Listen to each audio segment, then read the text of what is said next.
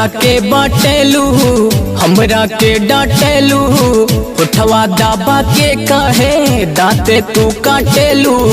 बोला ए गोरी हिमाल के का दाम बा, हमरा तो बस एगो चूमा के काम बा, हमरा तो बस एगो चूमा के काम बा। सबका के बाटेलू हमरा के डांटेलू, होठवा दाबा के कहे दांते तू काटेलू। बोला ए गोरी हिमाल के का दाम बा, हमरा तो बस एगो चूमा के काम बा, हमरा तो बस एगो चूमा के काम बा।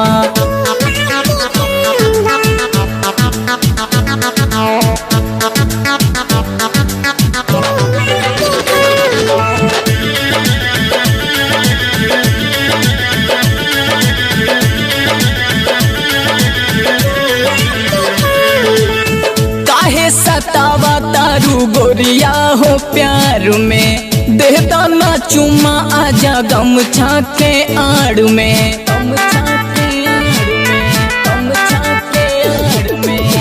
काहे सतावा तारू गोरिया हो प्यार में, दे दाना चुमा आजा गमछा के आड़ में। सगरो जवारे मतोहरे बचरचा, सगरो जवारे मतोहरे बचरचा, जेने सुना ओने खाली तोहरे हो नाम बा। हमरा तो बस एगो चूमा के काम बा, हमरा तो बस एगो चूमा के काम बा।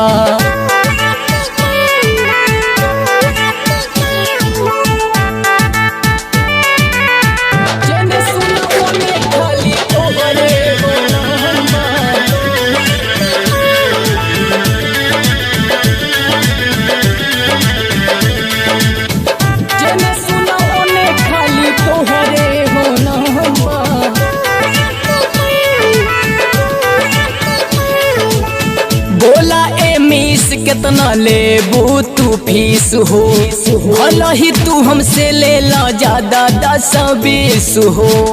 करे पगली ना मनबे। बोला ए मीस कितना लेबू तू फीस हो, भला ही तू हमसे ले ला ज्यादा 10-20 हो। महेंद्र मस्ताना राहुल पांडे के साथ, महेंद्र मस्ताना राहुल पांडे के साथ, तोहरे चक्कर में अरबीराज बदनाम बा।